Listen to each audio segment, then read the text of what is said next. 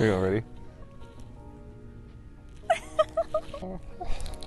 But, and cut. I mean, wait, no, cut means end it. Yeah. And action. Today's episode. What is the capital of Brazil? Onde e como se conheceram? Growing up in New York City gave me an interest. Yeah? Yeah. Yeah. Yeah. Yeah. Yeah. Yeah. Oi! No vídeo de hoje, eu trouxe meu marido, Michael, conhecido como Love, para responder perguntas que mandaram pra gente no Instagram. Let's start with the first question from Amandinha Massarenti. Ela perguntou onde e como se conheceram. Well, I'm from New York. We met at a camp in the state New Jersey where I had worked. I went there a couple summers as a camper when I was younger, and I worked there one summer before meeting you. And then my second summer working there Is when I was there too. So in 2021, I did the Camp Counselor program, which is an exchange program in the US to work with kids in summer camps. And he was working there too. That's where we met. It was like a performing arts camp where kids could go and experiment with music and dance, visual art, theater, photography, all different types of arts. We met there, we started dating, then we went to New York City together because he's from there, so then I met family. We stayed in New York City together for what, 6 months about? Just under. Around 5 or 6, and then I went to Brazil. So after we met in the summer camp in June, we were together for a long time. Then I went to Brazil, came back to the US. And then, Just like that. yeah, just like that. What's next? A Júlia Penha perguntou como é namorar alguém que só fala a minha segunda língua. Pra mim, é bem normal. Mas é porque agora... Você entende? Porque agora o meu inglês já atingiu um nível que é tão natural pra mim falar inglês quanto português. Você entendeu? And for me? How is it for me to date you that English isn't your first language? Yeah. I mean, for me, it's totally easy because you're fluent in English. I don't speak your native language nearly as well. I mean, you bet. We're learning. You speak enough Portuguese when you go to Brazil. No. Yeah, I think So. that's, it's harder for other people because if they don't speak fluent English, I see that could be more challenging communication-wise. But because I am fluent in English, it's just as natural. I lived in South America and traveled and volunteered for like 9 months. So I can speak Spanish. And that definitely helped. It's not that you can speak Spanish, Love. You speak Spanish like Okay. almost fluently. Fair enough. I think speak it's Spanish. Yeah. There you go. Give yourself go. some credit. I think that definitely helped learning Portuguese and understanding when I traveled to visit you there. I like learning languages, so I didn't see it as a barrier. I felt like something fun to explore. Well, when he went to Brazil, he was there he went to Brazil 2 times already, both times for about 3 weeks. And when he was there after 1 week or 2, people were like, "Oh, how long have you been here? Months?" Because he was just speaking Portuguese with Ubers, with like people on the street. It's definitely because you know Spanish and you can hear the similarity from. I feel like people on your channel are not going to be like, have him speak Portuguese. I mean, you haven't spoke Portuguese in a long time, so you might That's true. feel a little rusty. Also, I feel Mas eu sei que você consegue. eu sinto pouco tímido. Oh, Tímido? I understand, Love. I felt much more shy speaking other languages in the beginning. Sarah Taylor asked, diferenças e similaridades between us. Between us? That's a good I question. mean, differenças, like work-wise, we are 100% different. Professional careers, we are 100% different. But I think that's interesting. Because you teach me a lot of fun stuff, you know. And you teach me a lot of stuff too. And if we were in the same field, I feel we would talk much more about work in our life. And because we don't, we just talk about so many other things, you know. I mean, we talk about work, but I feel like it's more like we talk about work and like supporting each other if we're trying to work through something. I feel like maybe if we worked in the same field, we would have more opinions about what the other person should do versus just kind of like supporting them. I think I'm weirder than you are. Weirder? Yeah. I mean, it's not a difference. I am very weird when I'm with you. I'm less weird when I'm alone, I think. Does that mean that I'm not weird, or I'm just that I am? My weirdness is not. You just level up when you're with me. I just let it pour. I let it pour with you. Let it pour. Yeah, like Oh. my weirdness. There you go. All over your head. All over you. Other differences. I don't know. I don't think about our differences that much. I feel grateful that there isn't any difference. I'm like, ooh, like she's amazing, but that one thing. Yeah. No, there are other things. For example, I am very like grounded, earthy, more rational, I think. There you go. I think you are a little more Watery. floaty, watery, airy than me. Yeah. Which I think is a good mix. Like what we were saying before, when you're not here in Montreal, because we are in Montreal and we are not living together at this point of my life. When you're not here, I'm very like serious, work mode. I'm like working and I'm living my routine and I'm like very like this and that. And when you come, I let my more air and more like floatiness to my life, and I feel I relax more. Especially, I mean, also because we are taking days off, but also because of your energy now. And you feel the opposite because I'm helping you make like agendas and spreadsheets and and routines. You're definitely more at a level of organization. Yeah, I mean, but I feel like you inspire me in that way because it's not like you're not like forcing me to do that. So I appreciate that. I appreciate that difference in us. Similarities now. Oh, let's go. Similarities. We love cooking together, especially because when I'm not with you, I cook once a week. Cooking, exploring different cultures, gastronomy, like gastronomy wise, but also traveling wise. We both like traveling. He is a person from the US that eats healthy food and travels, and you know geography. Let's go, love. You support your group. What is the capital of Brazil? Brasilia. There you go. Let's go. Ask me another country. Another country. Can it be a hard one?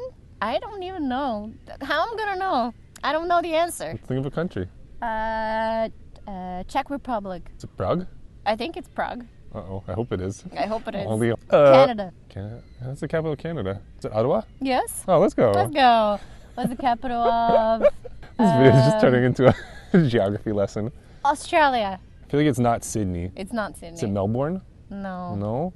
It's a hard one. I learned that recently. Can you give me a hint? It starts with a C. Canberra? Mm-hmm. That's the capital? Yeah. What? I don't know. Yeah. I don't know why. I don't know that many cities. I don't That one just know. came to my mind. True. You know the capital of Azerbaijan? I have absolutely no clue. It's Baku. Baku? Yeah. Similarities. Back to the question. Yes. Let's go. We love traveling. We love cooking. We love walking and talking together. Art. Music. Yeah, I feel like we have pretty similar music tastes. Mm-hmm. Yes, and you also introduced me to a lot of good music. But I think I listen to the same songs and repeat every time, and then you come and then you give me more repertoire. Why are you still listening to this? No. And you're always listening to these albums of like genres of music that I've never even listened before. Like the other day we were listening to Gypsy Jazz. I think it was the first time I listened to that. Oh, really? Or like Motown or bebop or things that I never heard before in my life, and I started loving because of you. And you like Brazilian music because of me, especially. More similarities? We like purple. We like turtles. We like turtles. We both like mountains more than beach. Yeah. Also feel like we have a very similar desire of experiencing the world in a similar way. Like we don't want just travel. We want to go maybe live in different countries for a while and feeling other countries together.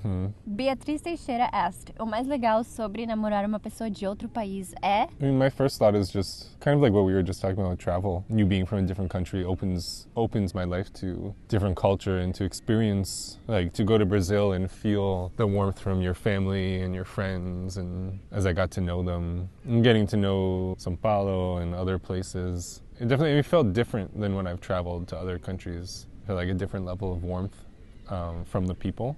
I thought that was... Yeah, because you met my people. I thought that was pretty cool. Yeah. I would say something similar. That is the how much more cultural baggage there is to add to a relationship. Because we come from different cultures, there is so much more that we teach each other, I would say, that we introduce to each other's lives. I like the fact that we speak, I mean, you speak in English or you speak in different language. But I like the fact that I speak English with you, and I like the fact that we have two countries as home. I know we've talked about, like, it also made us, I feel like, be more serious not necessarily serious, but like it made us not avoid the questions or decisions about being together and being in a relationship that, you know, if I was dating someone from the U.S., I could date them for a while, but, you know, there's more like obstacles, I guess, in our way in terms of just like when you're dating someone from a different country. Yeah. Yes, because you could only be here for a certain amount of time in the year, so it forced us to question: is this really the relationship that we want? Is this really, you know, the path we want to go down? Yeah. Like we don't have when you date someone from a different country, you don't have the luxury to just keep dating this person for 7 years and living together for so long before you have to make the decision or either getting married or breaking up. So it does really make you think about those things quicker in the relationship and intensifies the process. Next steps. Sarah asked our next steps. Próximos passos. I mean, when we're just waiting. We are in the process of the spouse visa, which takes a shit long time. And there's nothing we can do about that right now. We just have to wait. So we're waiting for the first phase to be approved. Then we're going to enter the second phase, which can last a very short time or a very long time. We don't know. So that's it. That's why we're living in different countries. Because the spouse visa to the U.S. takes from a year to 3. Yeah, and I come to visit you whenever I can and have time off from work. So I'm living in Montreal. One of the reasons is to be closer to him because he's from New York. He can just come about 5 hours away driving. So we see each other about once a month, which is better than every 3-4 months or whatever, you know.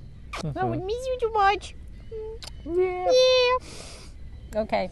My mom asked como lidar com a saudade. It's fucking hard. Yeah. Like, there's nothing we can do, to be honest. So it sucks, but not being with you would suck more. So true. Ok. Beatriz Teixeira perguntou vocês pretendem morar juntos nos Estados Unidos ou no Canadá? And we do. We can't wait. We say to each other every day we just want to live together, but we have to wait for the She's visa. asking what country? Yeah. No, I'm going back to the US. That's what we intend to. Yeah. No, it is happening. A Jaque perguntou o que ele quer conhecer no Brasil. Qual viagem vocês querem fazer por lá? He went to Brazil. Know. Where did we go? We went to... You went to Brazil twice, and then we went to... São Paulo. We went to... Belo Horizonte. Went to Paraty. We went to Paraty in Rio. Then we went to Belo Horizonte in Minas. Then we went to Inhotim and all that was close to Belo Horizonte. Then the second time we went to... When we got married, my family came down. We took a trip to Bahia. We rented a house in front of a beach close to Itacaré.